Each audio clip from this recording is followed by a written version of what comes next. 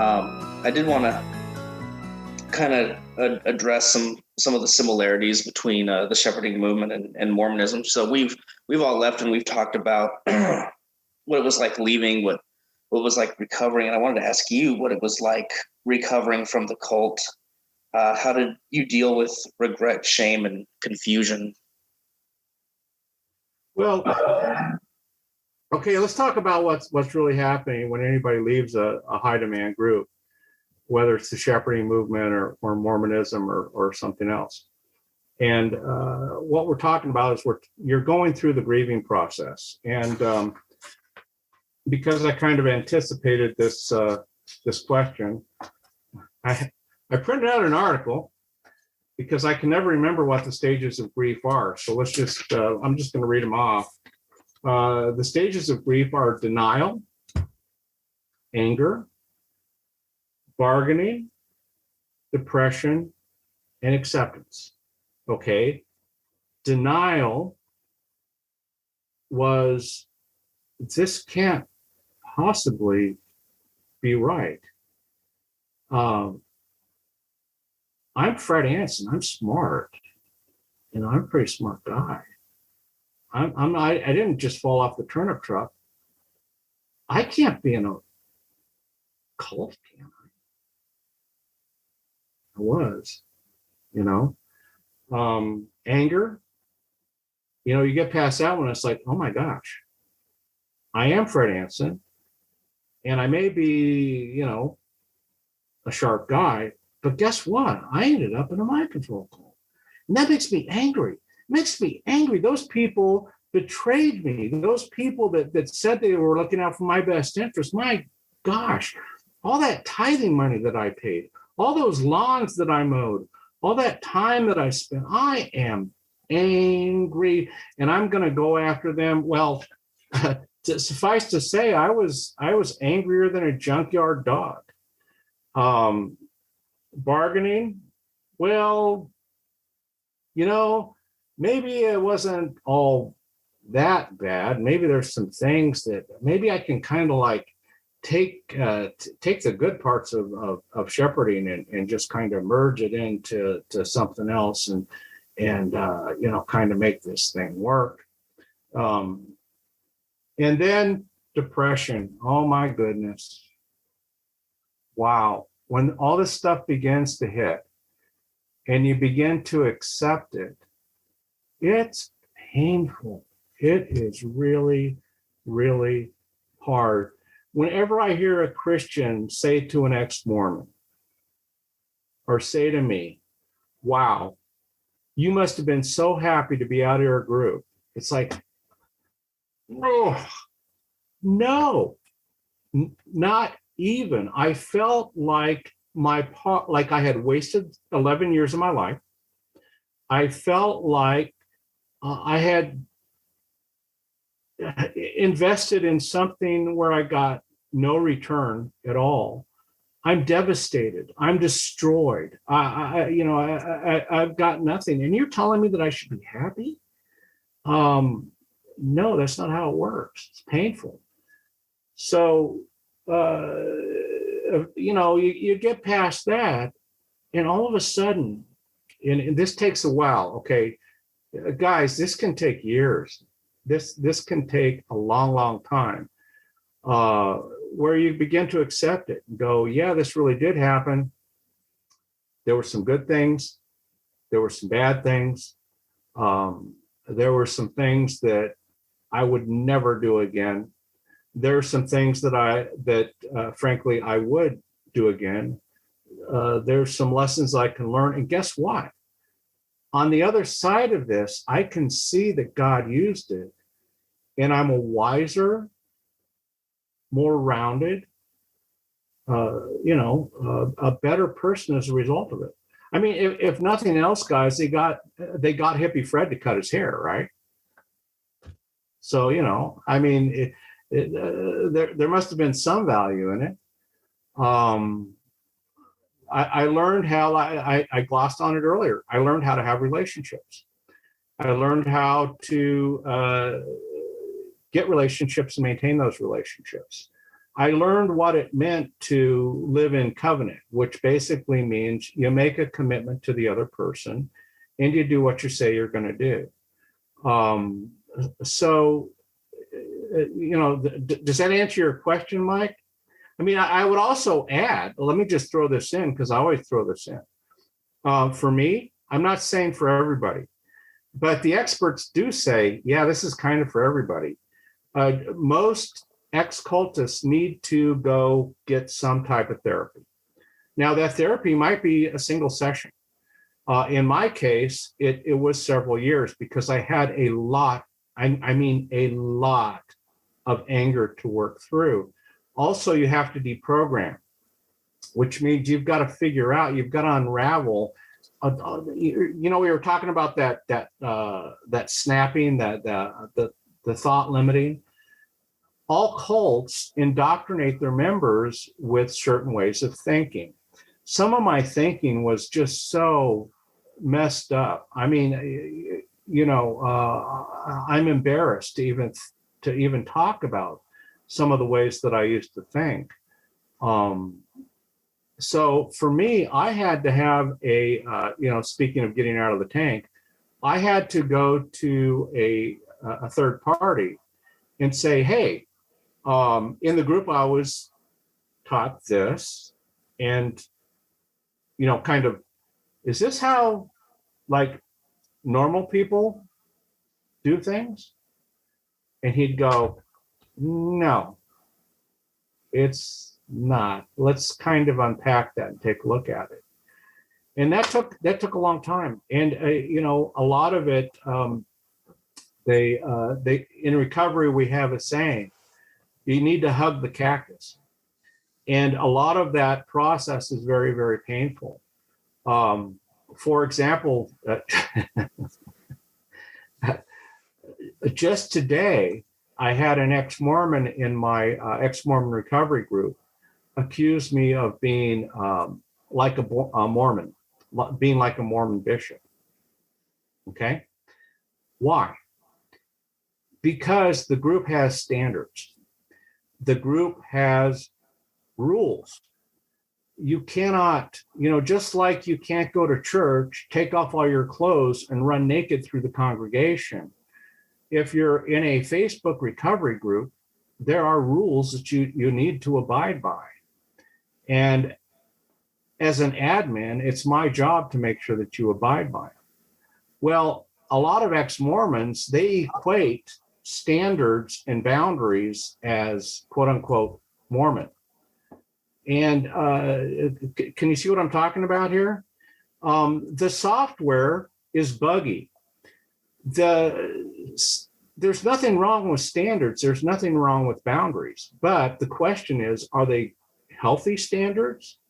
Are they reasonable standards? Are they healthy boundaries? In mind control groups, they're not.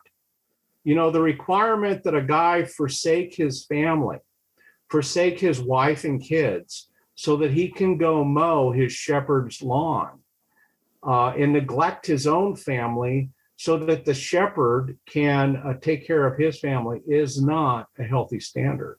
Okay. I know it's a little nuanced, but can you see the difference between the two? Yeah, I can see it. You have to unpack it. Yeah, I can see it. Let's test if you've actually reached that healthy place, Fred. When we got on the video tonight, did you look at me and say, "Who is this hippie?" Of course. Is my hair long enough that it's reaching hippie status yet? Did it cross your mind? Get it. By the way, what political party do you belong to? I'm not saying. Smart man, Paul. Don't ask, don't tell, right? So Fred, a lot of the stuff that you're saying really, I guess, just really meshes with my experience as well. I mean, talking about how it's probably a good idea to get therapy. I mean, a lot of those ideas and those feelings just hold on for so long. And I remember going to California as a pretty new ex-Mormon and actually sitting down and getting to talk to you and just thinking like, man, this is amazing. This guy really understands what I'm going through. And when you are leaving a cult, it just feels like you feel so alone, like nobody understands Exactly. what I'm going through. And I'm sitting there talking to you, and I remember we had this part of this conversation where I'm like, I just keep having these crazy dreams, these like almost like these nightmare situations, and you're like, yeah, I had those too, it's like, oh my gosh, that is crazy. Yeah. So with that, what was it like transitioning into like a more healthy Christian environment? Did you feel like you didn't fit in, or? It was, Brianna, it was really hard because I was so entrenched in, in order to get to the church that I'm now in, I went through 4 churches. And none of them were good enough. And the reason why none of them were good enough is because the measure that I was comparing them to was the shepherding movement. Okay. It was in people, I know this will shock you, they thought I was weird.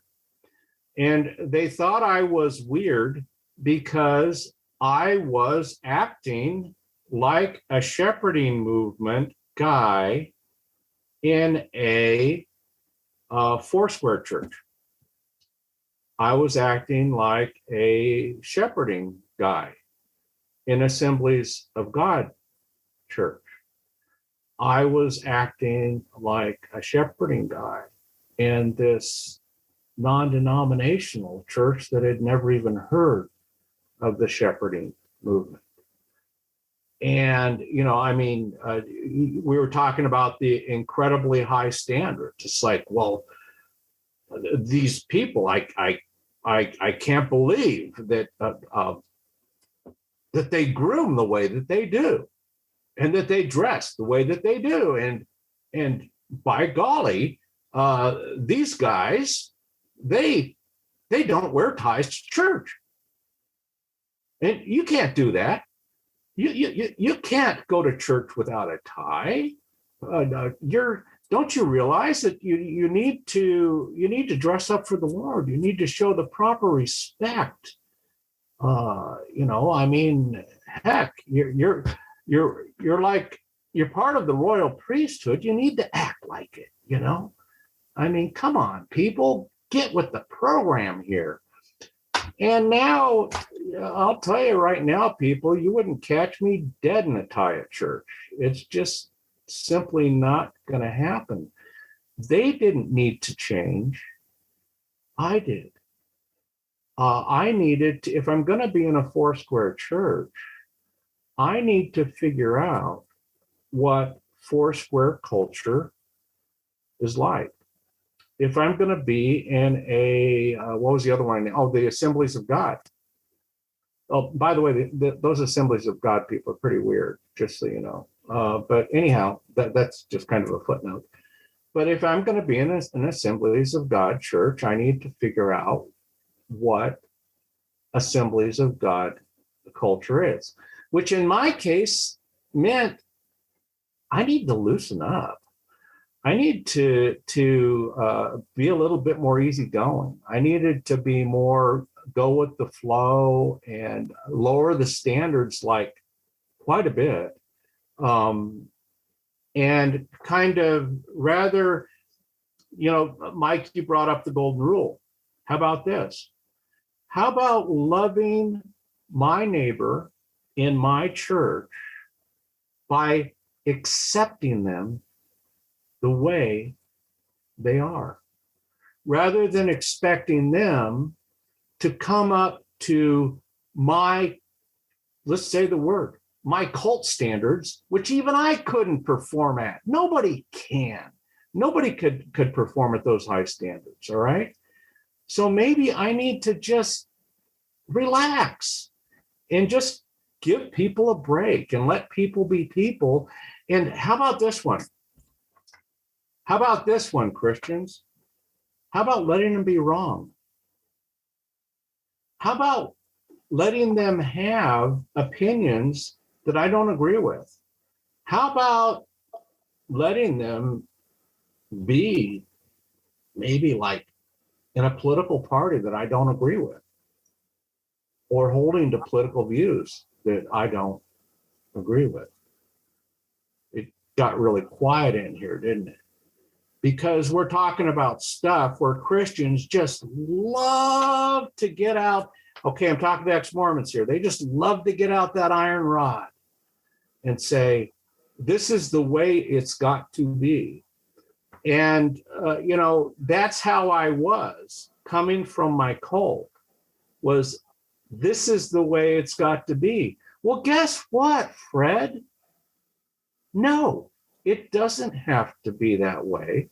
If it's not sin, if the Bible doesn't define it as sin, if it's not immoral, if the Bible doesn't say that it's immoral, maybe you should cut these people a break. Maybe it's okay not to wear a tie at church. I don't really even see him wearing ties at church. Do you, Fred? Okay, does that answer your question, Brianna? Yes, that does. Thank you. Yeah, I mean, every ex-cultist is going to feel like a fish out of water until they kind of get the ropes. Every church, here's the thing. Here's the hard reality, whether we like it or not. Every single church and every congregation has its own flavor, has its own culture. So when we come into a new church body, we need to figure out what that is, and we need to mesh into it. That doesn't mean that we have to lower our standards or be anything other than what we are, but we need to appreciate what the culture is, and we need to accommodate that and be understanding of that. And key word, be empathetic of what it is. We don't even have to agree with it. I mean, even today, today was my first day back because I'm fully vaccinated, people. It was my first day back in church today. And I got to tell you, I heard a lot of weird stuff. I heard a lot of things in my own church, which I have been attending now since 1992 in this particular congregation.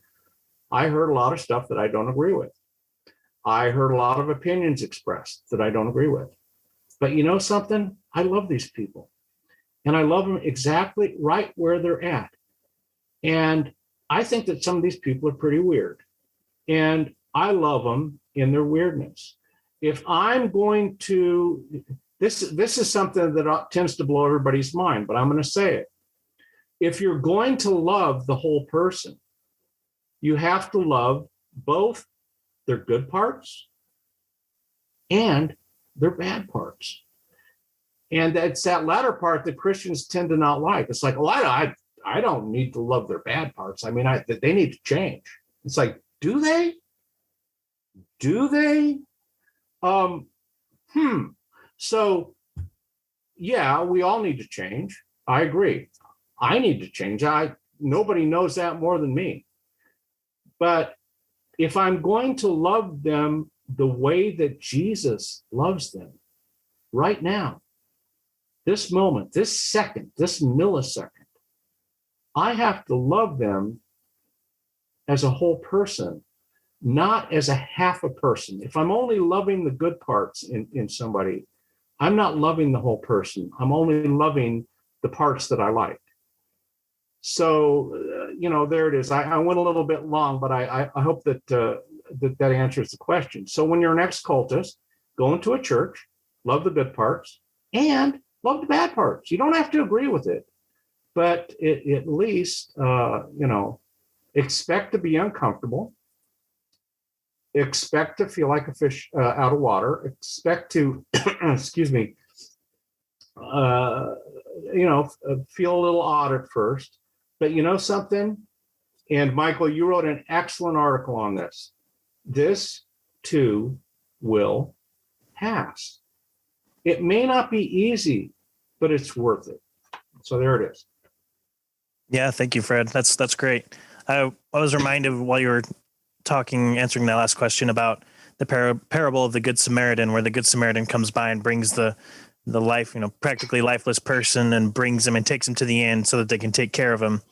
And that's kind of our job is like, if he takes someone in and then we say, well, if we judge them for the injuries they had, like, well, couldn't you have done this? Or, why did you get hit? Why didn't you protect yourself better or something? We're not, that's not our job. Our job is supposed to help, as a church is to help them to, recuperate and to be healed. So we need to love them as the Savior does. So that's beautiful. Thank you for that. I wanted to ask too about the shepherding movement. Could you explain a little bit more about the changes they've made probably since you've left? Have they actually gone through reform or repentance of some of the things that they've done in the past? And do you think this is possible with the Latter-day Saint Church? Do you think they could go through some kind of reform to make them more in line with Christian teachings? Matthew, that is a wonderful, wonderful question. And I'm going to recommend a book to everybody who's listening to this. In fact, it's just a good book given the topic that we're talking about. There's a book by a guy named Ron Enroth. And if you join our Mr. Enroth, unfortunately, is now deceased, but before he died, he bequeathed his two works called Churches that Abuse and Recovering from Churches that Abuse. He bequeathed them to the public domain. So you can get PDF copies, free PDF copies of the book. Or if you like paper, you can still get the paper version up on Amazon. But if you join our group called Ex-Mormon Christians on the Facebook group, that's it, just search on Ex-Mormon Christians, or for short, the slang for it or our short handle is XM Christians. We have both of those books in PDF format in our file library. In the second book in that series called Recovering from Churches that Abuse, Mr. Enroth goes into great detail about how the shepherding movement reformed. There's another book, this is kind of like the scholarly watershed book, very hard to find now, very expensive, called The Shepherding Movement by a guy by the name of David S. Moore. Good luck finding that. Last time I hit Amazon, they didn't even have any copies. But he wrote what's considered to be the definitive movement on our movement. And of the two books, the Moore book is more interesting because he goes into more detail. But here's the bottom line. And this is what people don't appreciate. I don't think that most Mormons appreciate this. Leaders in churches fight all the time. Leaders in churches disagree all the time. I mean, yes, in terms of the unifying principles, like, say the essential doctrines of faith, they're in agreement. But in terms of policy and how things that should be done, maybe how things should be taught, they bicker and fight and spat, and they rub each other the wrong way, just like the rest of us. And I have no doubt that that's going on in the Mormon Church. Well, guess what? It was happening in the shepherding movement. Did dumb Fred, the guy that's mowing the lawns, not having his lawn mowed because he was so low in the hierarchy, know this? No, I didn't know it until I read the David S. Moore book. But what happened was in, I think 88, 89, one of the leaders, Derek Prince, who, I already talked about Francis Schaeffer. The other guy who was a huge influence on me was Derek Prince. Of the five guys, he was the guy who had the greatest impact, the five guys in the shepherding movement. Even today, if you talk to Fred Anson, you're going to get some Derek Prince. Just because the guy was so brilliant and so biblically sound. But he left the movement. He was done. And the reason why he was done is because he was seeing that the abuse, the controlling nature of what we were doing, he was beginning to see that some of the stuff that we were doing was quite candidly not biblical. It was actually contra-biblical. And of all the people that would recognize that, it would be Derek, because of the five guys, he was the most biblically literate of them all. And so he left. And at the time, I got to tell you, I was shocked. I was, we were talking about your world crumbling in front of you. That was the big one. Now, back to Paul's question about snapping and the thought stopping thing. Okay, when this happened, does anybody want to guess what my thought process was? Well, obviously, he's fallen into error. Derek Prince, of all people, I thought that he was deception proof, but this just goes to show that the devil can get anybody. Why? Because the thought that Derek Prince might be seeing something that Fred Anson didn't see was something that I simply could not possibly comprehend. So Derek left the movement. He saw the bad stuff and he called the emperor has no clothes. This thing is wrong. It was a big deal. Christianity Today wrote about it. Charisma Magazine wrote about it. Everybody wrote about it. He was up the street and gone. He even went so far as to purge certain books and certain tapes from his catalog because he felt that he had been teaching, guess what? False doctrine. Even today, you just simply cannot get that stuff. It's impossible. Well, guess what? As soon as one guy, and this is the funny thing, as soon as one guy unsnaps and one guy starts to start thinking clearly, other people do too. And the other four guys kind of had a, no pun or joke intended. They kind of had a come to Jesus moment and went,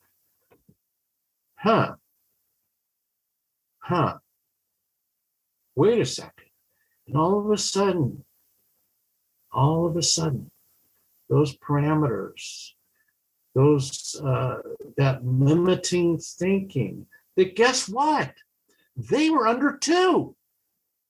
Ex-Mormons always want to know, well, what about the leaders? Do they really believe this stuff? Just my opinion. Yeah, they do. Yeah, they do. They may have their own set of issues and doubts, but in general, when they say yes, we really do believe the gospel and the principles of the gospel, they mean it. I have no reason to believe that they're being insincere. Why? Because I believe that they're in that snap psychological state that Paul and I were talking about, and they simply will not allow their thinking to fall outside of this process. Okay, so what happened was one by one, and it was like watching dominoes fall, guys. It was. I was out of the movement by 89, and by 90, the movement was dead. Okay, but one by one, the churches began to leave the movement.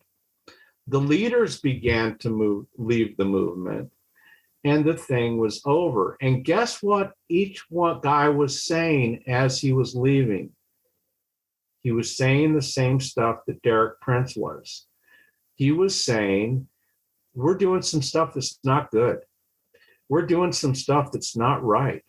We're teaching some doctrine that is just simply not biblical. We have hurt people. We have harmed people. We have damaged marriages, families, lives. This is not a good thing that we have done. And they had the key word, integrity, to come forward and say, we're not doing this anymore. And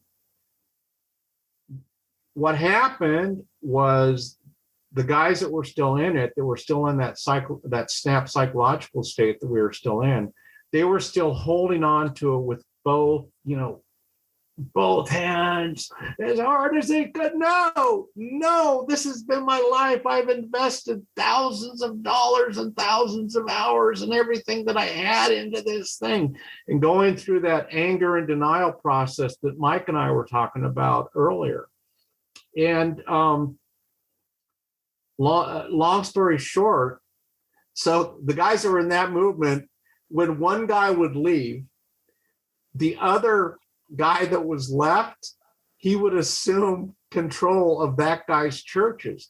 I was out of it, but if you stop and think about it, this is like a really good comedy. This is like a movie of watching these guys stumble and bumble and fall over each other until it was finally down to the last guy, Charles Simpson. And finally, in 1990, Charles Simpson just threw up his hands and he said, guys, it's over. He had a meeting in, I think it was Minneapolis or something like that, where they all got together. One of my friends was there. He told me about it. He said it was wild, absolutely wild, because the guys that were in denial just simply couldn't let it go. But Charles Simpson literally got up on stage and said, it is over. I'm not your pastor. Your pastor doesn't report to me. You don't report to me. Guess what, guys? We only have one shepherd now, and his name is Jesus Christ. Amen. And the movement was done. It was done and over. So what Enroth did in his book and what David S. Moore did in their book is they kind of did the post-mortem. And Charles Simpson now talks about it. And Charles has always had a very good sense of humor. And he said that he just spent the next couple of decades apologizing to everybody. Until finally his wife said, okay, enough is enough. You've got to stop apologizing, Charles. I mean, you've apologized to the same guy 3 times now. This has to end. So, yes, our movement reformed. Now, the question is, can the Mormon Church reform like we did? The other one that always comes up is the Worldwide Church of God, Herbert J. Armstrong, I can't remember, but they also reformed. So you have 2 examples of former cultic groups that have now reformed. So now, of course, anybody who's in Mormon studies going, well, could it happen here? And candidly, I don't think it can. Let me tell you why. For a start, we were never as, you can say a lot of things about the LDS Church, but the thing that you can't say is that it doesn't run like a well-oiled machine. It runs like a well-oiled machine. I mean, my goodness, we thought that we set the bar high in terms of organization and that type of thing. Well, the LDS Church makes us look like fools in terms of structure, organization, getting stuff done. I mean, come on, guys, if you want to get something done, if you want to get the job done, give it to a Mormon. They're going to get it done, and they're going to get it done well. Let's just say it the way it is, okay?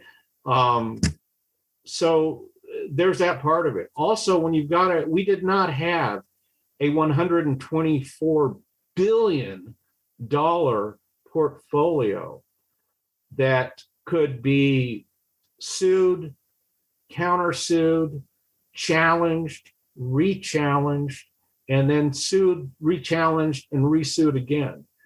There just weren't assets to spat over because each congregation maintained its own portfolio of its own books, its own standards. The only thing that we were responsible for in our movement is, kicking the tithe, paying the tithe. So what would happen is our church, for example, would pay a tithe to our pastor's church to help them with their ministry.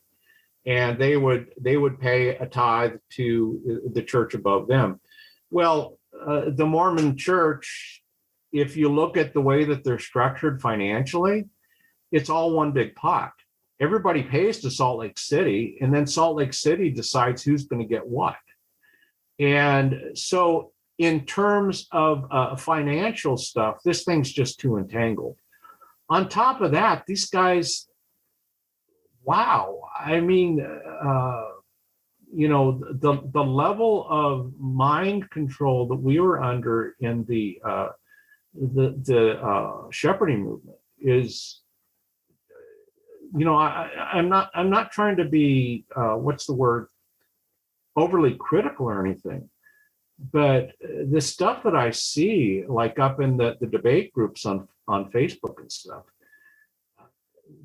it was just not that extreme. You wouldn't have people in our movement that were willing to fall on their own swords to save the movement. It just didn't happen. So I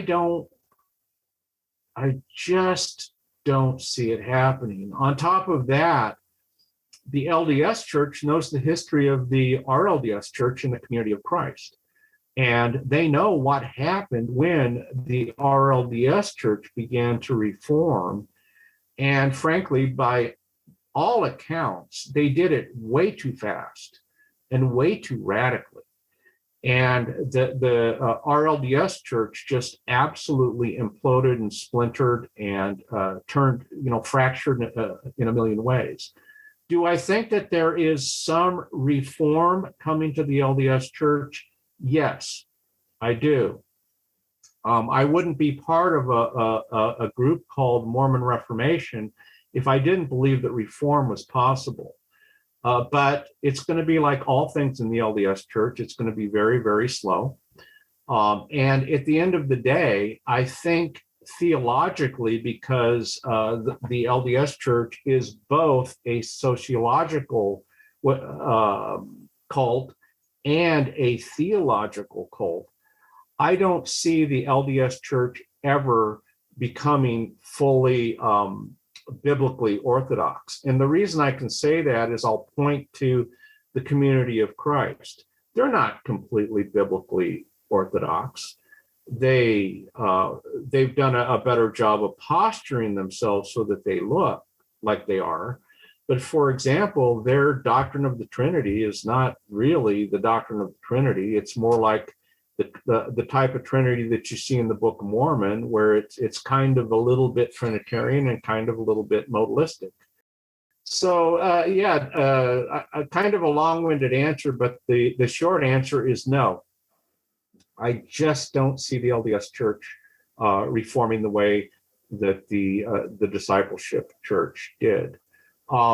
There are still remnants of the shepherding movement left.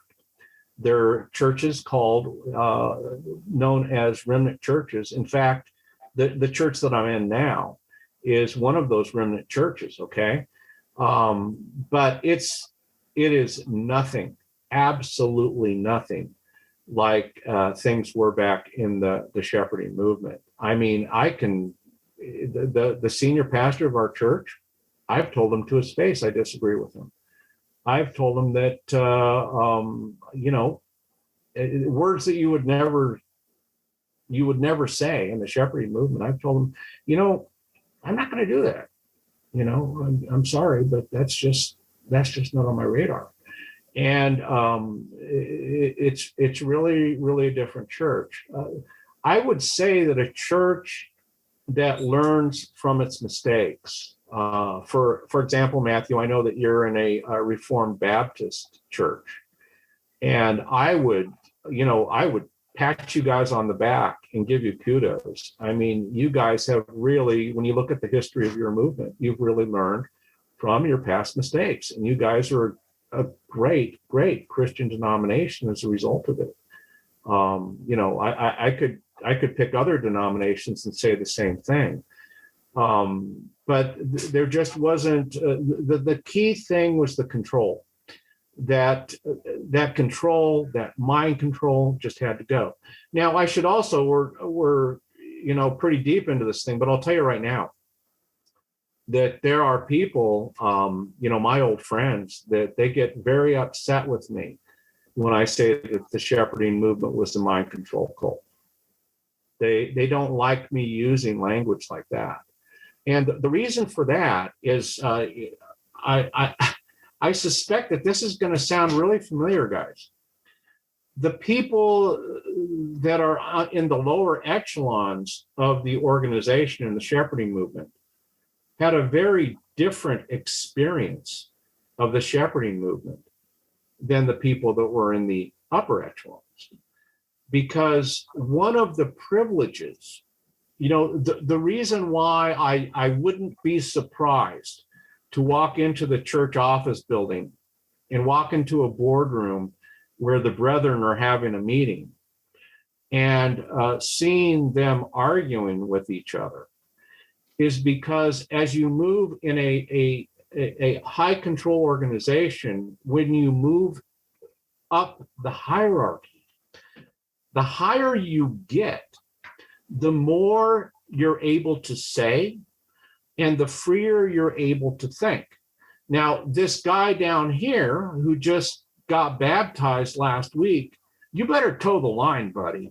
This is what the gospel principle says. And, boom, boom, boom, you'd better believe the words in this book. But who are the guys that are changing the words in the next revision of gospel principles? They're the guys sitting in Cobb, the guys sitting in the church office building. So again, the experience that I'm going to pick on my favorite Mormon apostle, who I think the entire world knows that I'm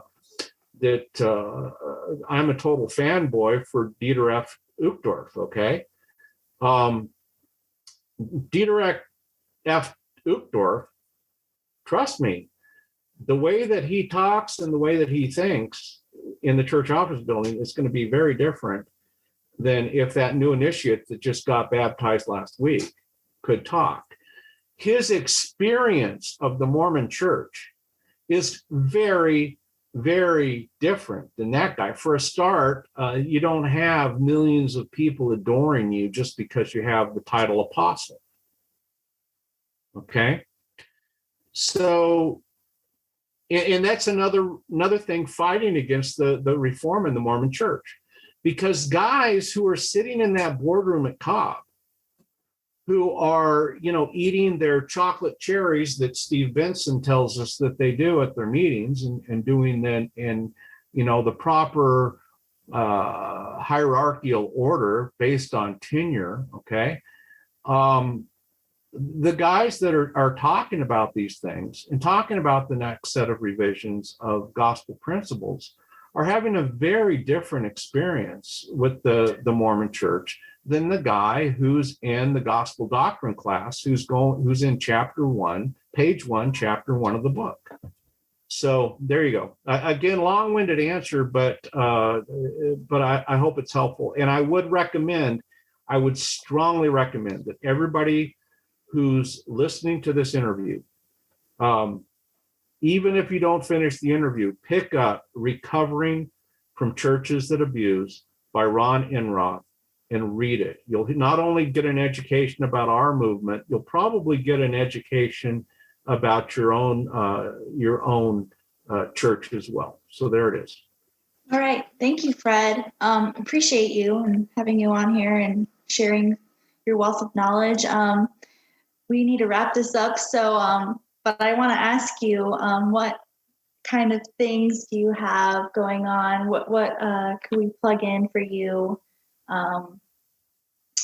Anything going on? Well, thank you for that, Brianna. It's a funny question because the honest answer is I have too much going on. And I'm actually trying to find ways to throttle things back.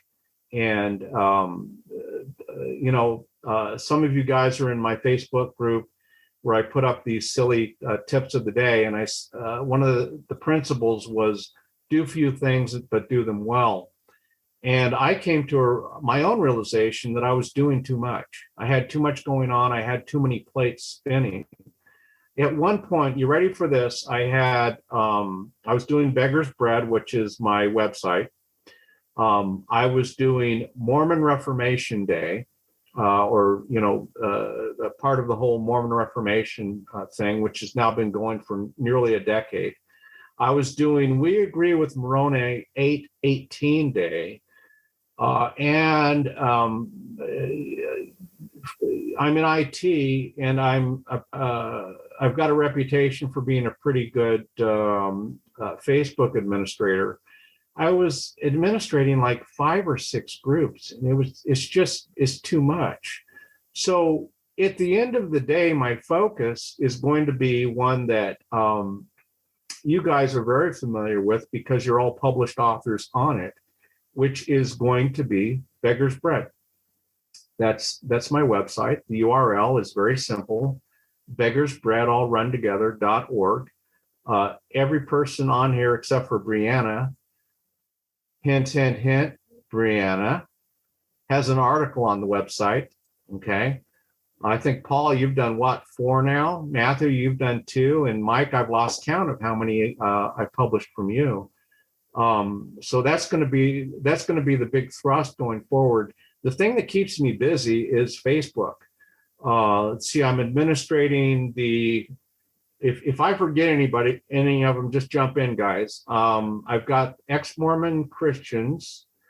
I've got the ex-Mormon Christians Manhood Quorum.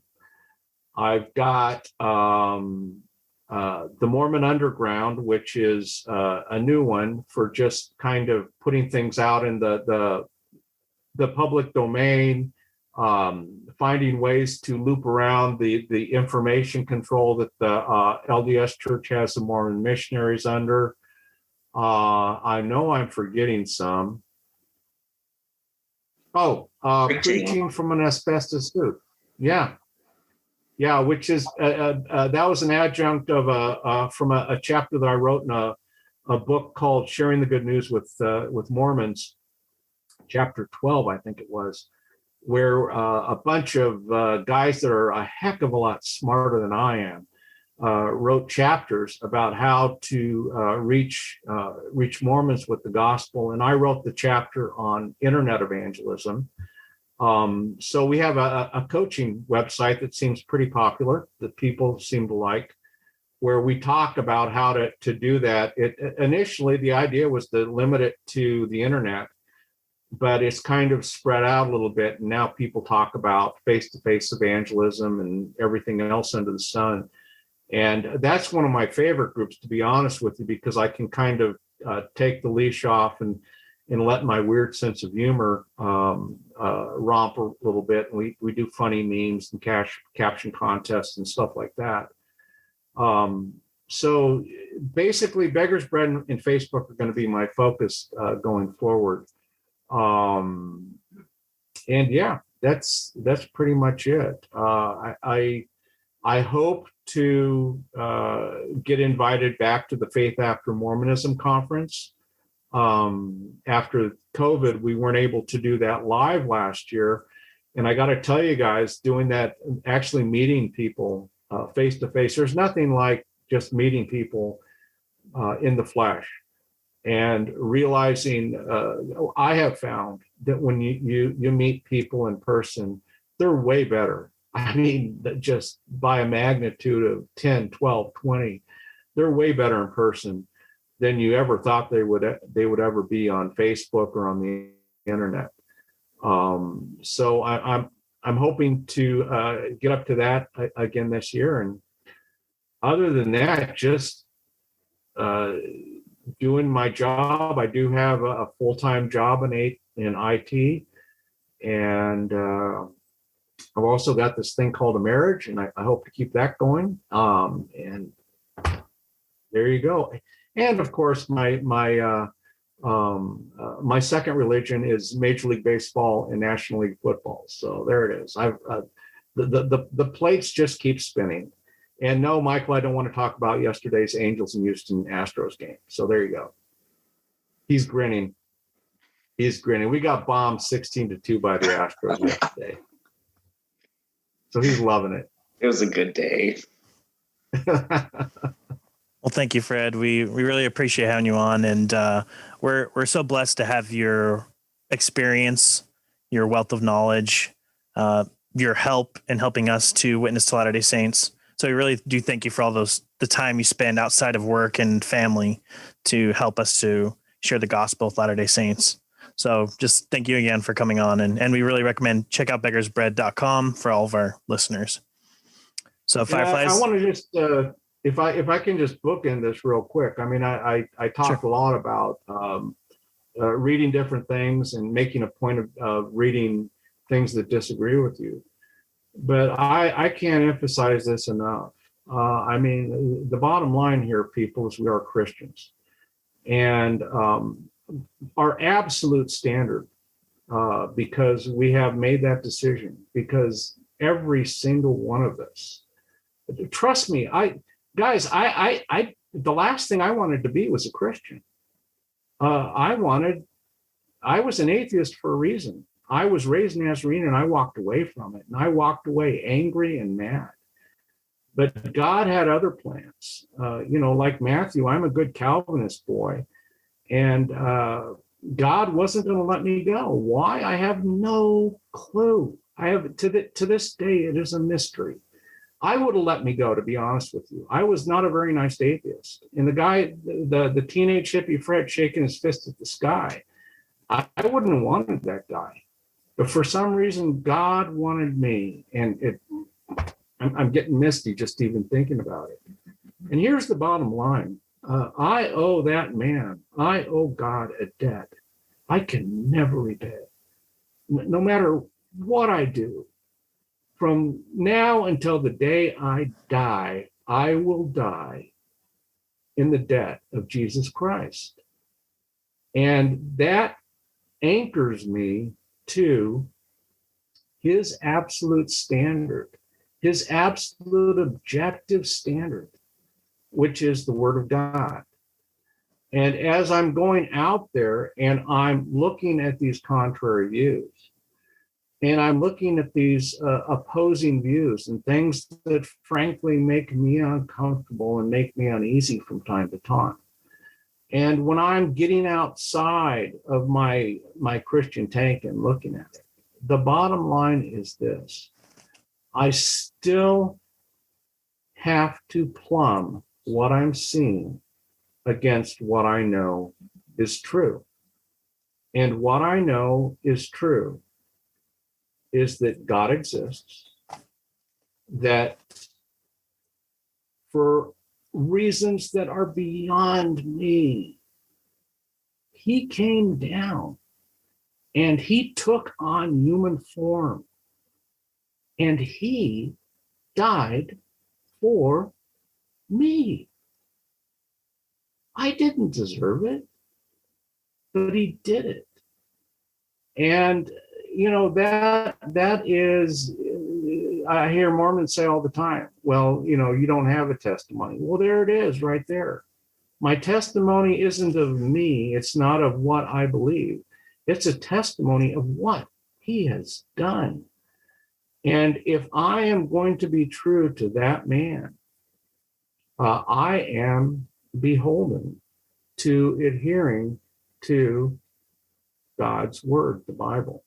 So there it is. It's go out, think critically, but you still have to come home and you have to look at it through that lens of the biblical worldview. So there it is.